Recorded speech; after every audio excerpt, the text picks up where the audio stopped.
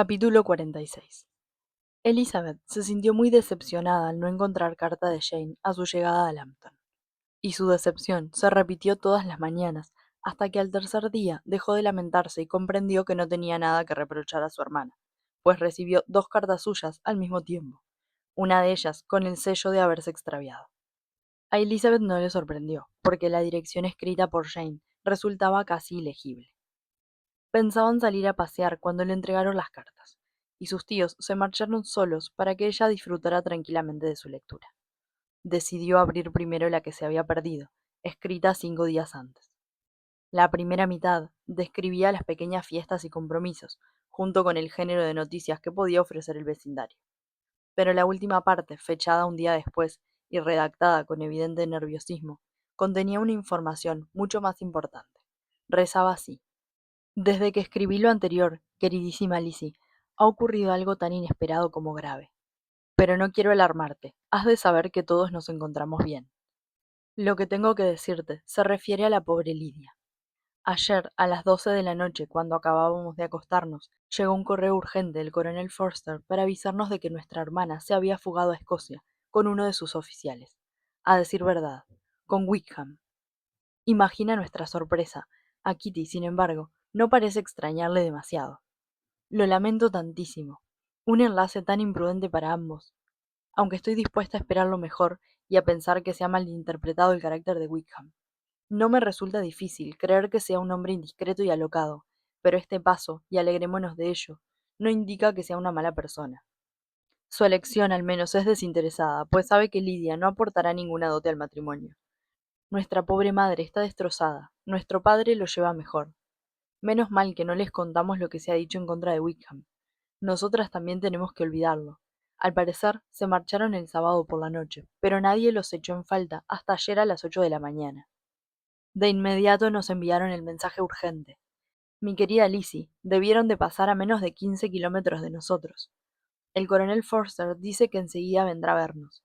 Lidia dejó unas líneas para su mujer, comunicándole sus intenciones. Y ahora tengo que despedirme, pues no puedo dejar mucho tiempo sola a nuestra pobre madre. Temo que no entiendas nada, apenas sé lo que he escrito. Sin detenerse a reflexionar, y sin saber casi lo que sentía, Elizabeth tomó inmediatamente la otra carta, y abriéndola con la mayor impaciencia, leyó lo que su hermana había escrito un día después. A estas horas, queridísima hermana, habrás recibido la carta que te escribí precipitadamente ayer. Ojalá esta sea más inteligible. Pero, aunque dispongo de más tiempo, me siento tan confusa que no sé si lograré ser coherente. Mi querida Lizzie, no sé cómo decírtelo, pero he de darte malas noticias, y no puedo demorarlo. Por muy imprudente que sea el matrimonio entre el señor Wickham y nuestra pobre Lidia, lo que ahora nos angustia es tener la certeza de que se ha celebrado, pues hay motivos de sobra para temer que no se encuentren en Escocia. El coronel Forster se presentó en Longbourn ayer. Había salido el día anterior de Brighton, a las pocas horas de mandarnos el correo urgente. Aunque la nota de Lidia para la señora Forster daba a entender que se dirigían a Gretna Green, a Denny se le escapó que estaba convencido de que Wickham nunca había tenido la intención de ir allí ni de casarse con Lidia. Y el coronel Forster, al enterarse, se alarmó muchísimo y partió inmediatamente de Brighton para seguirles el rastro. Lo hizo sin problemas hasta Clapham, pero allí les perdió la vista, pues al llegar a esa localidad, Wickham y Lidia se bajaron de la silla de posta que los había llevado desde Epsom y alquilaron un carruaje. Lo único que se sabe después de eso es que continuaron por la carretera de Londres. No sé qué pensar. Después de hacer todas las pesquisas imaginables en la parte sur de la ciudad, el coronel Forster se dirigió hacia Hertfordshire, preguntando afanosamente en todos los puestos de peaje, así como en las posadas de Barnet y Hatfield, aunque sin éxito alguno, ya que nadie había visto pasar a la pareja que describía. Se presentó en Longbourn de lo más afligido, y nos comunicó sus temores de un modo que puso de manifiesto su buen corazón. Me siento muy apenada por él y por la señora Forster, pero no se les puede culpar de nada. Estamos terriblemente angustiados, querida Lizzie. Nuestros padres esperan lo peor, pero yo no puedo pensar tan mal de Wickham.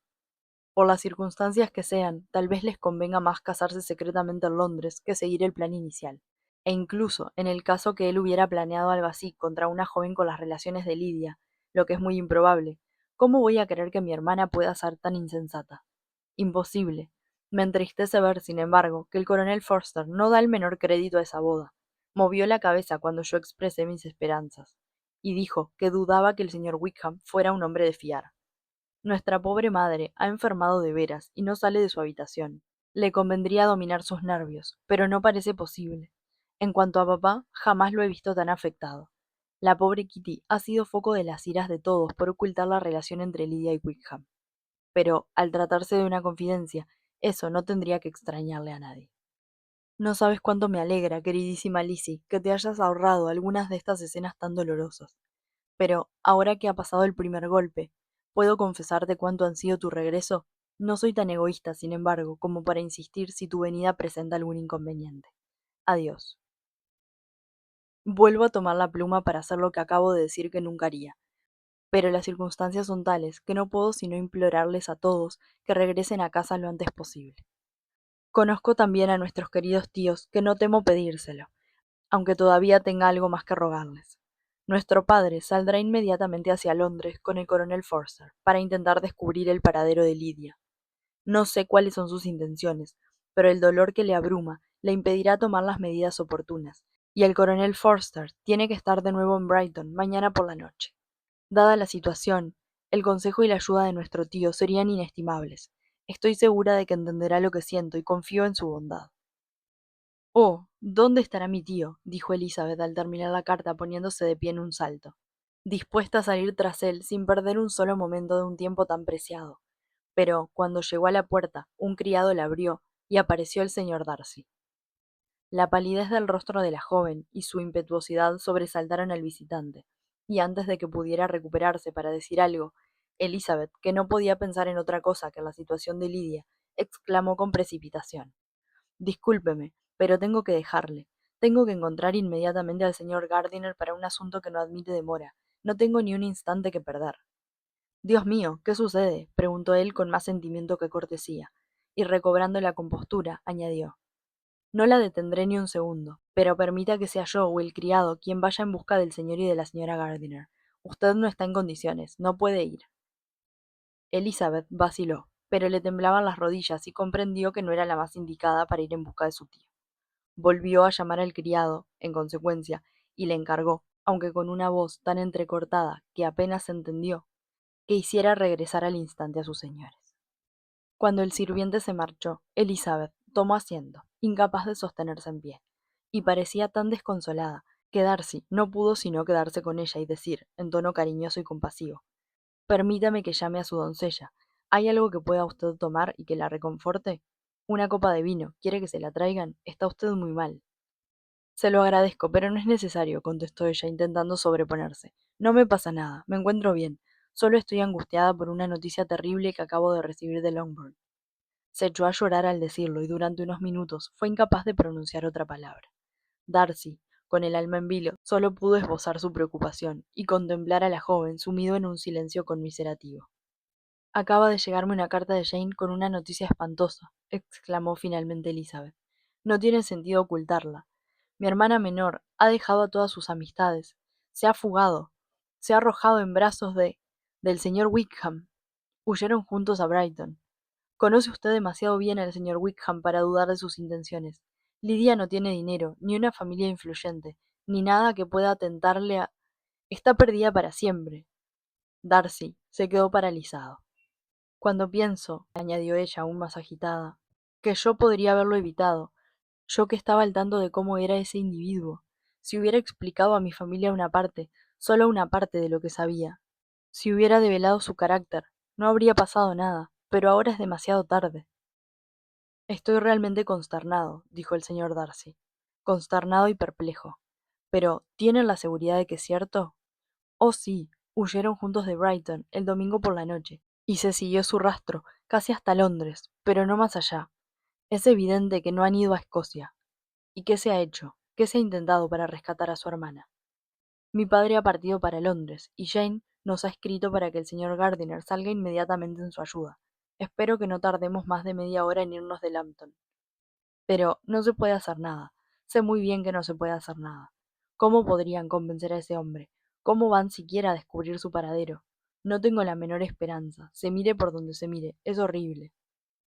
Darcy, Se limitó a asentir con la cabeza. Cuando se me abrieron los ojos sobre su verdadero carácter, ojalá hubiera sabido lo que debía hacer, lo que tenía que haberme atrevido a hacer. Pero lo ignoraba. Tuve miedo de ir demasiado lejos. Cometí un error imperdonable. Darcy no contestó. Apenas parecía oírla, e iba de un lado a otro de la habitación entregado a sus meditaciones, con el ceño fruncido y un aire muy sombrío. Elizabeth se percató enseguida y comprendió al instante lo que ocurría. Su poder sobre él se estaba desvaneciendo. Todo se desvanecía ante semejante prueba de debilidad familiar, ante la certeza de su ignominiosa deshonra.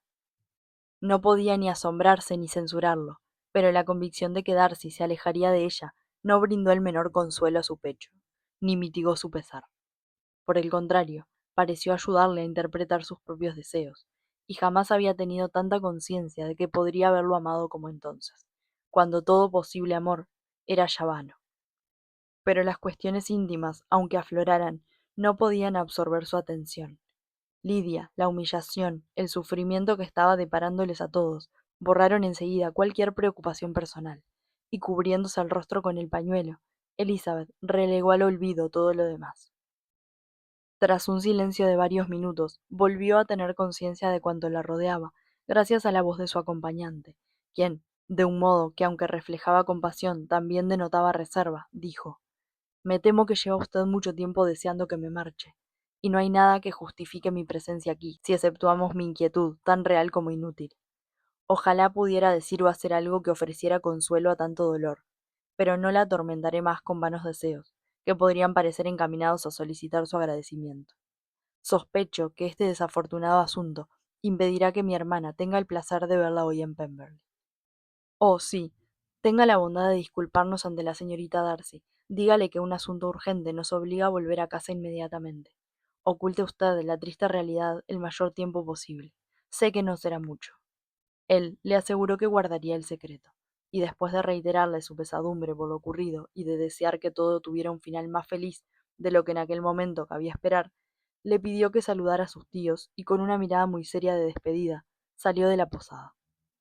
Cuando se marchó, Elizabeth pensó lo improbable que sería que volvieran a tratarse con la misma cordialidad que había caracterizado sus encuentros en Derbyshire, y contemplando retrospectivamente su relación en conjunto, tan llena de vicisitudes y contradicciones, suspiraba ante la contumacia de unos sentimientos que ahora habría alentado y que en el pasado le hubiera gustado reprimir.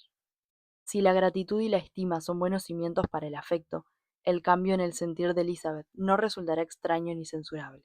Pero, si el cariño que surge de tales fuentes no es razonable ni natural, en comparación con el que a menudo nace después de una primera conversación, e incluso antes de que se hayan intercambiado dos palabras, no puede decirse nada en su defensa, salvo que la joven había ensayado en cierto modo este último método en el caso de Wickham, y que su fracaso tal vez la autorizaba a poner en práctica la otra posibilidad de aprecio, aunque fuera mucho menos interesante. Sea como fuere, Elizabeth vio marchar a Darcy con pesar, y aquel primer ejemplo de lo que la infamia de Lidia podía depararles aumentó su aflicción mientras reflexionaba sobre tan desgraciado asunto. Desde que había leído la segunda carta de Jane, en ningún momento había albergado la esperanza de que Wickham se casara con su hermana. Nadie que no fuera Jane, pensó, podía hacerse ilusiones. A Elizabeth no le había sorprendido en lo más mínimo el desarrollo de los acontecimientos. La primera carta la había dejado asombrada, perpleja. ¿Cómo iba a casarse Wickham con una joven sin dinero? Y le resultaba incomprensible que Lidia hubiera conquistado su cariño. Pero todo encajaba ahora.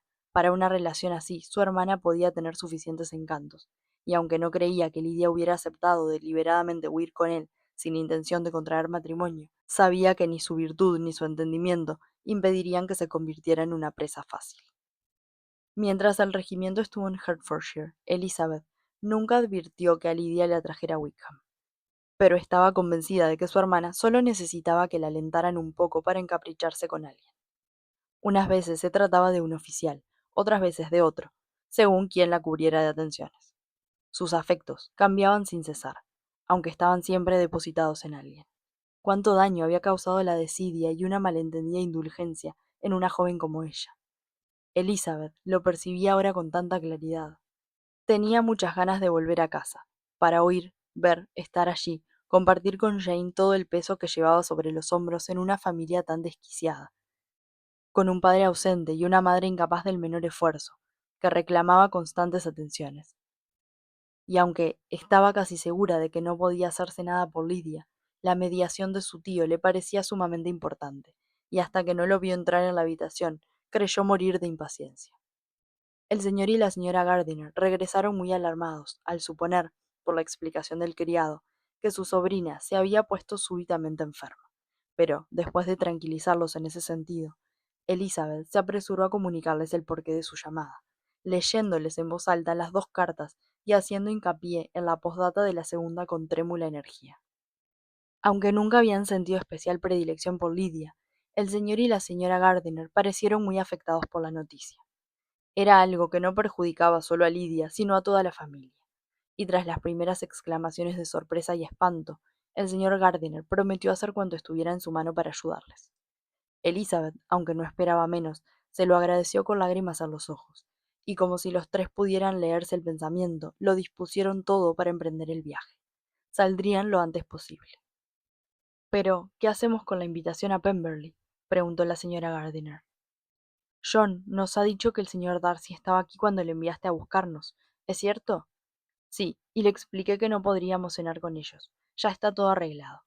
Ya está todo arreglado, repitió la señora Gardiner para sus adentros mientras corría a su habitación para prepararse. ¿Serán sus relaciones lo bastante amistosas para que ella le haya contado la verdad? Lo quedaría por saberlo.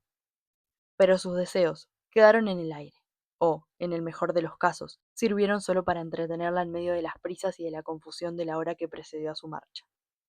Si Elizabeth hubiera tenido tiempo para estar ociosa, habría seguido pensando que un ser tan desdichado como ella no estaba en condiciones de hacer nada, pero debía ultimar los preparativos, al igual que su tía, y escribir a sus amigos de Lambton, alegando alguna falsa excusa por su marcha repentina.